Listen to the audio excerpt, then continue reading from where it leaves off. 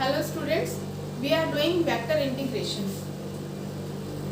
Already we have done vector differentiation because we are doing vector calculus.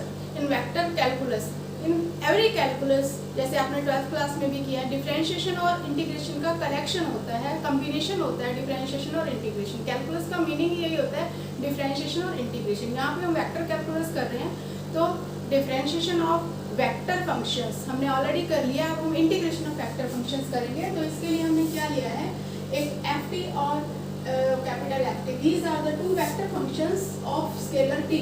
तो such that D by D T derivative of this capital vector function is equal to small F. Then this F is called the indefinite integral of F. और इसको कैसे represent करेंगे, इस S, ये क्या है, elongated S, S for sum. क्योंकि integration क्या होता है, इंटीग्रेशन का मतलब होता है to collect, to get together, और डिफरेंशिएशन का मतलब होता है स्कैटर करना. तो S for sum, sum S को एनलॉन्गेट करके ही ये सिंबल बनाया जाता है. तो F T is equal to capital F T means integration of this is F. Capital F is the indefinite integral of small F.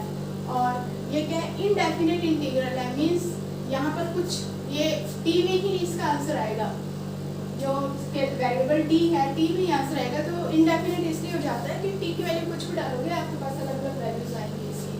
और इसी को ही मैं ऐसे भी लिख सकती हूँ, F T is equal to integration of small F T is equal to F T plus C. ये सी क्यों लिखा है, कॉन्स्टेंट क्यों लिखा है, क्योंकि इंटीग्रेशन और डिफरेंशिएशन एक दूसरे के कन्वर्स होते हैं, उल्टे होते हैं. अगर मैं इसकी इंटीग्रेशन इसकी अगर डिफरेंशिएशन करती हूँ, देखो डिफरेंशिएशन की अगर डी बाई डी टी मैं लेती हूँ, दोनों तरफ डी बाई डी टी लेती हूँ, डी बाई डी टी लेती हूँ. देखो डी बाई डी टी लिया मैंने, तो डी बाई डी टी लिया तो डिफरेंशिएशन और इंटीग्रेशन कट जाते हैं. यहाँ पे तो आपका एफ आ गया और इधर D by D T of F T. और कांस्टेंट का डेरिवेटिव क्या होता है, जीरो होता है. तो इसलिए यहाँ पर हम कांस्टेंट ले लेते हैं. कांस्टेंट कुछ भी हो सकता है, तो इसको बोलते हैं हम इनडेफिनिट इंटीग्रल. और डेफिनिट इंटीग्रल क्या होता है, उसमें क्या होता है, लिमिट्स गिवन होती है आपको. a to b F T D T is equal to F T a to b. तो f of b minus f of a, this is the definite integral means upper limit minus lower limit. सब आपने 12th class में आपने सब ये किया है. बस यहाँ पर क्या है, वहाँ पे स्केलर फंक्शन था, यहाँ पे क्या है, वेक्टर फंक्शन है. यहाँ पे वेक्टर दिया होगा आपको. फंक्शन कैसे होंगे, वेक्टर की फॉर्म में होंगे. जैसे मैंने एक एग्जाम्पल लिखा, ये क्या है, डेफिनेट इंटीग्रल का एग्जांपल लिखा, 1 to 2 a cross b cross c. यहाँ पे फंक्शन क्या है, वेक्टर फंक्शन है. a एक वेक्टर है, b वेक्टर है, c वेक्टर है. पहले हम इसको सॉल्व कर लेंगे, a dot b cross c को, फिर हम लिमिट पुट कर देंगे और आंसर निकालेंगे. और क्या है कि अगर आपको जब वेक्टर फंक्शन आपके पास होता है तो उसकी इंटीग्रेशन कैसे करते हैं, जैसे आपको मैंने डिफरेंशिएशन बताया था, वेक्टर फंक्शन में क्या होता है, कंपोनेंट वाइज डिफरेंशिएशन करते हैं. जैसे इसका आपको करना हो डी बाई डी टी करना हो, सपोज तो डी बाई डी टी इसका भी कंपोनेंट वाइज. ऐसे ही इंटीग्रेशन भी क्या है, कंपोनेंट वाइज है. इंटीग्रेशन ऑफ सभी जगह इंटीग्रेशन अप्लाई कर दो. इंटीग्रेशन मैंने अप्लाई किया, आई अब बाहर ले लेंगे, इसका F T D T, F one D T, F two D T, F three D T. और F one F two F three क्या है, ये टी के ही फंक्शंस हैं. F one F two F three T के ही functions हैं, स्केलर टी के फंक्शन है ये. वैसे क्या है, ये वेक्टर f है और ये क्या होते हैं, ये स्केलर फंक्शन होते हैं, f1 f2 f3. आपको पता ही है जब वेक्टर f लिखते हैं तो ये जो कंपोनेंट्स होते हैं स्केलर होते हैं, ये स्केलर फंक्शंस होंगे t के.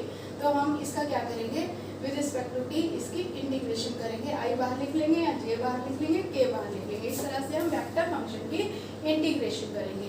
तो अब हम कुछ एग्जाम्पल्स करेंगे और उससे पहले वेक्टर फंक्शन में हम कुछ रूल्स, कुछ फॉर्मूलाज जो हैं जो यहाँ पे यूज होंगे वो मैं आपको एक्सप्लेन कर रही हूँ. क्योंकि वेक्टर में क्या होता है, डॉट प्रोडक्ट होती है, क्रॉस प्रोडक्ट होती है, तो उनकी इंटीग्रेशन कैसे करते हैं. जैसे ये है first function differentiation dot second plus first as it is dot second की डिफरेंशिएशन, ये आपने पीछे किया है. तो ये क्या है, डी बाई डी टी, ये डेरिवेटिव किसका होता है, D by D T of, actual में क्या है, ये क्या है, ये है D by D T of, किसका डी बाई डी टी है, डेरिवेटिव किसका है, एफ डॉट जी का है, D T, D by D T. तो D by D T integration से कैंसिल हो जाता है, तो आपके पास एफ डॉट जी आ जाता है प्लस सी. यहाँ देखो सी मैंने स्केलर लिया है, इसके ऊपर वेक्टर नहीं डाला है. क्यों नहीं डाला है, कि एफ डॉट जी ये स्केलर प्रोडक्ट है, तो यहाँ पर ये स्केलर में आएगा, इसका आंसर स्केलर में आएगा, तो इसलिए इसके साथ जो कांस्टेंट है वो भी स्केलर लगाया जाता है। ऐसे ही यहाँ पर 2f डॉट का मतलब है f प्लस एफ, ये f प्लस एफ हो गया, या ये f प्लस एफ हो गया 2f डॉट। तो ये इसको मैं ऐसे लिख रही हूँ f dot D F by D T plus ऐसे होगा f plus F D F by D T. ये सेम पहले वाले में f की जगह आप g अप्लाई कर दें, यहाँ पर देखो f की जगह g अप्लाई कर दें तो यही बन जाता है। तो इसका मतलब यहाँ पर f डॉट g था तो यहाँ पे f डॉट f आ गया, f डॉट f आ गया मीन्स f डॉट f का मतलब क्या हो गया, f स्क्वायर हो गया, f स्क्वायर हो गया, f स्क्वायर प्लस c। तो ऐसे ही 2, और इसको एक और तरीके से भी ले सकते हैं। देखो यहाँ पर अगर फंक्शन f है और आगे उसका डेरिवेटिव है, आपने डिफरेंशिएशन भी किया है पीछे, अगर यहाँ पर f n x ये आपने किया है, f dash x dx integration जो आपने 12th क्लास में किया है उसमें आपने किया, ये क्या होता है n plus 1x over n plus 1, ये फॉर्मूला आपने किया हुआ है प्लस c। तो यहाँ पर देखो ये अगर f है और आगे इसका डेरिवेटिव है df बाई dt, तो ये क्या बन गया f स्क्वायर बाई 2, ये 2 से कैंसिल हो गया। ऐसे ही सेम यहाँ पर या तो f की जगह df बाई dt ले लो, इसका भी नेक्स्ट डेरिवेटिव ले लो, तो ये भी df बाई dt का होल स्क्वायर बाई c हो गया। अब ये क्रॉस प्रोडक्ट की बात है, अगर क्रॉस प्रोडक्ट है तो जैसे डॉट प्रोडक्ट लिया था बिल्कुल सेम क्रॉस प्रोडक्ट है, और f क्रॉस g आ गया यहाँ पर, और ये क्या है, ये स्केलर फंक्शन है, तो इसलिए scalar function as it is बाहर आ जाता है, df बाई dt की जगह यहाँ पे f आ जाएगा, इसका इंटीग्रेशन प्लस c। तो ये फॉर्मूलाज हैं जो हम एग्जांपल्स करते वक्त यूज करेंगे ये सब चीजें। देखो अब मैं फर्स्ट एग्जांपल कर रही हूँ, एग्जांपल 1। तो इसमें यहाँ पर क्या है, a dot b cross c, पहले तो इसको सॉल्व कर लिया जाता है, यहाँ से हम एक सिंगल वेक्टर फंक्शन बनाएंगे। तो इसको ये क्या है, ये स्केलर ट्रिपल प्रोडक्ट है, इसलिए हमें यहाँ पे इसका डिटर्मिनेंट लेना पड़ेगा। तो डिटर्मिनेंट में t माइनस 3 2t यहाँ से ले रही हूँ मैं, यहाँ पे 1 माइनस 2 2, और ये आ गया 3 t और 1, ये आ गया आपका a dot b cross c। इसको आप सॉल्व करेंगे, a dot b cross c, ये स्केलर ट्रिपल प्रोडक्ट है, तो इसको आप सॉल्व कर लेंगे। पहले मैं t से ले लेती हूँ, t और इधर क्या आएगा माइनस 2 माइनस 2t, और फिर माइनस 3 की जगह प्लस 3 हो जाएगा, ये j है इसलिए, तो यहाँ पर ये हो गया, ये और ये कैंसिल हो गया, और इधर 1 माइनस 6, और फिर ये वाला ले लेते हैं प्लस 2t ले लिया, तो यहाँ पर आ गया प्लस 2t, यहाँ पे आ गया t प्लस 6।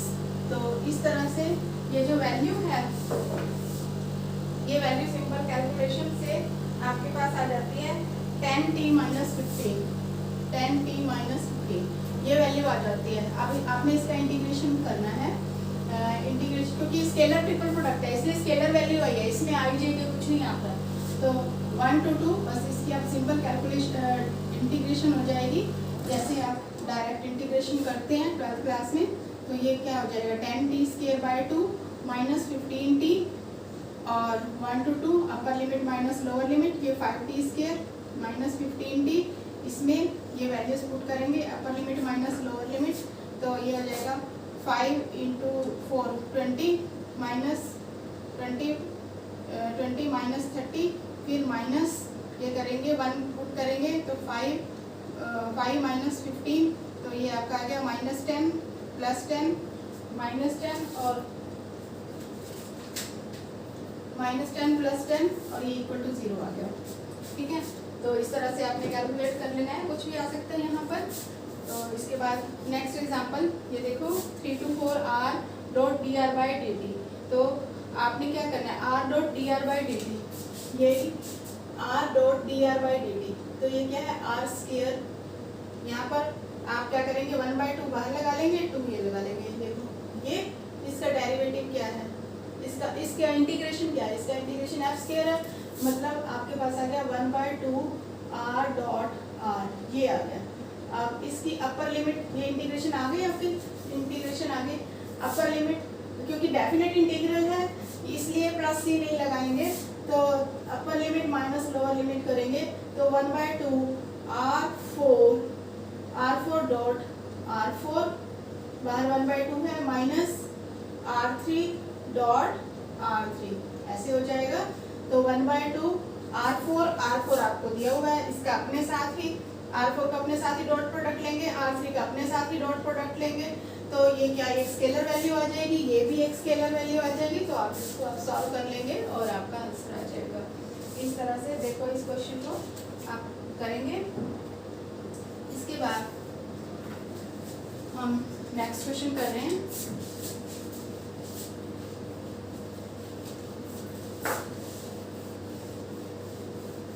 नेक्स्ट क्वेश्चन में क्या है, आपको एक्सेलरेशन गिवन है, acceleration of a particle at any time t, acceleration of a particle at any time t is given by, acceleration क्या होती है, एक्सेलरेशन क्या होती है, dv/dt होता है, dv/dt ये आपको गिवन है, at any time t is ETi plus e⁻²tj plus k, ये आपको गिवन है। फाइंड v, वेलोसिटी निकालनी है, given that v = i + j t = 0। अब इसकी वेलोसिटी निकालनी है और आपको पता है कि इंटीग्रेशन करेंगे तो ये v आ जाएगा, तो इंटीग्रेटिंग बोथ साइड्स ऐसे कर लेते हैं, यहाँ पे विद रिस्पेक्ट टू t कर देंगे, तो इंटीग्रेशन करेंगे इधर v आ जाएगा, इधर इंटीग्रेशन करेंगे et का इंटीग्रेशन et ही होता है, राइट। i अब क्या कर रहे हैं, अब ये वही चीज़ ले रहे हैं जैसे कि वेक्टर f दिया होता है आपको, मैंने आपको बताया था वेक्टर f दिया हुआ, तो यहाँ पे f1 f2 f3 तो कंपोनेंट वाइज इंटीग्रेशन करनी है। i आगे लेकर et की इंटीग्रेशन करेंगे आप, et की इंटीग्रेशन et आ जाएगी, प्लस j आगे ले लिया, इसकी इंटीग्रेशन क्या आएगी e⁻²t/2 होता है ना इंटीग्रेशन में, प्लस इसके बाद 1 यहाँ पे 1 है तो k आगे लेकर 1 की इंटीग्रेशन क्या हो जाएगी t हो जाएगी, tk हो जाएगा, आगे या पीछे कैसे भी ले लो तो tk हो जाएगा, 1 की इंटीग्रेशन प्लस c आ जाएगा यहाँ पर, क्योंकि ये इंडेफिनिट इंटीग्रल है, राइट। इस पे यहाँ पे लिमिट्स नहीं दी हुई तो इसलिए प्लस c आ जाएगा। अब लिमिट्स, अब हमने c की वैल्यू निकालनी है, हमें ये गिवन है कि at t = 0 it is given to you, at t = 0 v = i + j, ये दिया हुआ है। अब t 0 पुट कर दो दोनों साइड पे, 12th क्लास में भी आपने ये सब किया है, t = 0 दोनों साइड पे पुट किया, तो लेफ्ट साइड में क्या आएगा i + j, t = 0 पे हमें वैल्यू दी हुई है v की, i + j है, इधर t = 0 पुट करो, i आ गया, प्लस t = 0 पुट करो 1/2 j आ गया, प्लस t = 0 पुट करो 0 हो गया, प्लस c। अब देखो यहाँ पर c की वैल्यू क्या हुई, i से i कैंसिल हो गया, j minus half j = half j, c की वैल्यू आ गई हाफ j, 1/2 j, ये आपके पास c की वैल्यू आ गई। अब आप क्या करेंगे, v में c की वैल्यू डाल देंगे, i e⁻t plus j e⁻²t/2 plus t k, c की वैल्यू क्या है 1/2 j। अब इसको कंबाइन कर लेंगे तो e⁻t i प्लस अब मैं 1/2 इसको और इसको कंबाइन कर रही हूँ, 1/2 बाहर ले रही हूँ, 1 प्लस e⁻²t हो गया और j हो गया प्लस t k, ये हमारा आ गया v, राइट। तो ऐसे ही अगर आपको, जैसे मैंने एक्सेलरेशन से वेलोसिटी निकाला है, अगर वेलोसिटी से आगे आपको डिस्प्लेसमेंट निकालना हो, जो नेक्स्ट क्वेश्चन है वो यही है, acceleration a of the particle at any time t > 0 is given by this, if velocity and displacement को r लिया गया है, और अगर डिस्प्लेसमेंट निकालनी है तो ये क्या होगा dr/dt होगा, dr/dt यही आ गया, इसी को आप dr/dt लिख देते हैं। तो अगर आपने इसका r निकालना है तो इंटीग्रेशन बोथ साइड्स कर देंगे, इंटीग्रेशन आपने बोथ साइड्स किया, इंटीग्रेशन तो r क्या आ गया, इंटीग्रेशन ऑफ दिस, ये सारा फंक्शन जो है इसकी इंटीग्रेशन आ गई, और ये फिर से वही बन गया आपके पास, फिर से ये वही फंक्शन बन गया, और जैसे f1i + f2j + f3k component wise integration करनी है, और फिर से यहाँ पर c आ जाएगा, पहले c लिखा था अब c1 लिख लेना, और फिर r की यहाँ पर कंडीशन दी हुई है कि r velocity and displacement r 0 at t = 0, इसमें दिया हुआ है कि एट t = 0 r = 0, तो यहाँ पे लेफ्ट साइड में 0 आ जाएगा, यहाँ पे t आप पुट कर देंगे और इस तरह से आपके पास r की वैल्यू आ जाएगी। तो इस तरह से आपने वेलोसिटी डिस्प्लेसमेंट वाले क्वेश्चंस करने हैं, इंटीग्रेशन करके और लिमिट पुट करके आप क्वेश्चंस कर लेंगे। तो एक और क्वेश्चन मैं आपको करवा रही हूँ। इसके बाद ये वेलोसिटी डिस्प्लेसमेंट वाले क्वेश्चन, 2 क्वेश्चन थे, दोनों को मैंने कंबाइन करके एक में आपको समझा दिया। इसके बाद क्रॉस प्रोडक्ट का क्वेश्चन ले रही हूँ। क्रॉस प्रोडक्ट का क्वेश्चन है r is equal to 5t² i plus tj minus t³ prove that 1 to 2 r cross d² r by dt² dt is equal to -14i plus 75j minus 15k। ये prove करना है आपको। तो कैसे करेंगे, देखो r आपको गिवन है, आपको क्या चाहिए, r cross d² r by dt²। तो इसका मतलब पहले तो आपको dr बाई dt निकालना चाहिए, मतलब इसको डिफरेंशिएट करना चाहिए। इसको डिफरेंशिएट किया, कितना आ गया 10t, differentiation component wise differentiation करते हैं ना, 10ti plus j minus 3t² k, ये हो गया। अब d² r by dt², d² r by dt², ये कितना हो गया 10i, ये 0 हो गया, माइनस 3 2 6 60k। अब आपने क्या करना है, r cross d² r by dt² निकाल लेना है। ये कैसे निकालते हैं, आपको पता है, डिटर्मिनेंट से निकालते हैं i j k।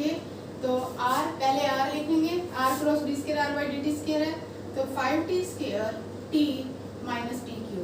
फिर आप क्या लिखेंगे, d² r बाई dt², 10 0 और -6, राइट। अब इसको आप सॉल्व कर लेंगे, सॉल्व करेंगे कैसे, पहले i का कर लेते हैं, देखो इस तरह से -60, इधर जाके तो 0 हो जाएगा ये, प्लस माइनस जे करते हैं, ये और ये क्या, और इधर कितना आ गया -30t² प्लस 10t³। फिर a का ले लो, इधर से 0, इधर से -10t k, ये आ गया i j k, आपका ये आ गया। अब आपने क्या करना है, इसकी इंटीग्रेशन करनी है, इसकी इंटीग्रेशन करनी है 1 to 2 r cross d² r by dt² dt, ये आपका ये आ गया। इसकी इंटीग्रेशन करनी है, वैसे कंपोनेंट वाइज इंटीग्रेशन करनी है जैसे पहले आप करते हो।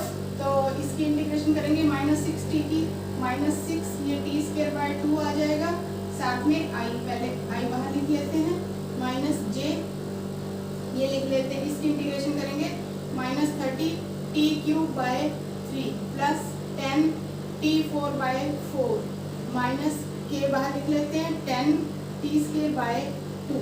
और इसके बाद इस पे क्या है, लिमिट्स हैं। लिमिट क्या है, लिमिट आप करेंगे 1 to 2, क्योंकि वेक्टर प्रोडक्ट है इसलिए आपका जो आंसर है वो वेक्टर में आएगा। तो इसलिए इसको आप सॉल्व कर लेते हैं। ये 3 आ गया। अब आप इसी तरह से यहाँ भी ये -10 आ गया, ये 5/2 आ गया, ये 5 आ गया। इस सारे को लिख कर अपर लिमिट माइनस, ये सारे को सॉल्व कर लेंगे आप, फिर अपर लिमिट माइनस लोअर लिमिट।